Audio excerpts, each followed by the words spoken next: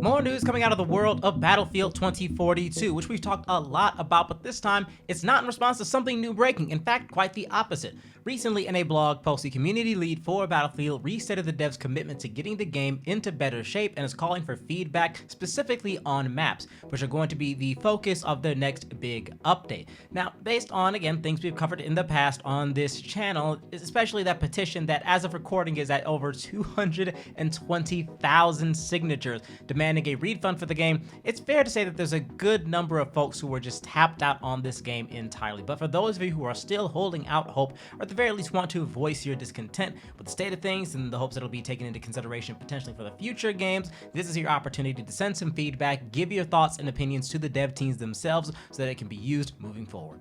Kicking off with a reminder of their previous statement about polishing Battlefield 2042 made back at the start of February, this post focuses entirely on map design like I mentioned, breaking down a few key points they plan to address.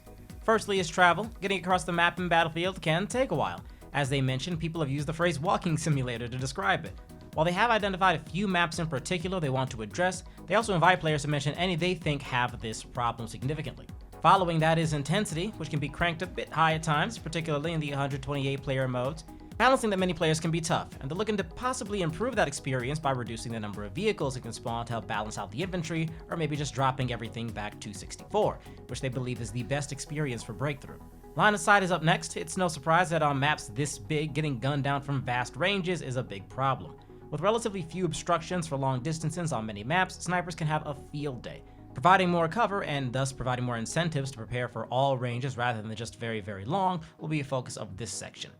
A clear lack of paths is an issue as well. Battlefield maps can be a bit confusing in terms of where exactly one is meant to go next to get to the next objective, which can exacerbate all of the other issues.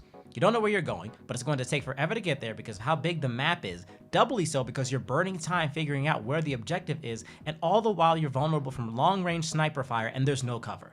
Thankfully, they're planning to make paths more clear and request more feedback, including clips of players moving between flags. Lastly is cover, which ties into line of sight. This could help deal with the range issues as well as all the long distance traveling. They state, our intent is to reduce the likelihood of being fired at from a 360-degree angle, and to take away that Hail Mary feeling of running onto no man's land between objectives. They show off a few visual aids of some of the problem areas they plan to improve as well, and close by mentioning that not everything they're working on is going to manifest at the same time. They're starting on the fixes now and promise more updates and progress, starting with Kaleidoscope in particular. If all goes according to plan, we should be seeing stronger map design not just in existing maps, but future maps as well.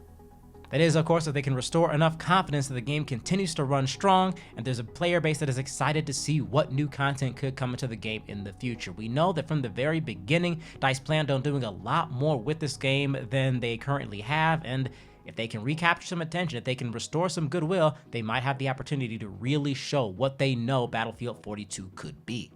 In the meantime, what do you folks out there think? Are you happy to see some more concrete plans for improvement to Battlefield 2042? Can this possibly restore your confidence in the game? Or at this point, are you ready to just tune out completely and wait for the next Battlefield title? It certainly seems like a lot of folks out there in the community are. One way or another, if there's any more updates on this, or of course, anything else in the wonderful world of esports, I'll be back with another video. But for the time being, that's all I got for you. So thanks for watching once again, and as always, have yourselves a good one.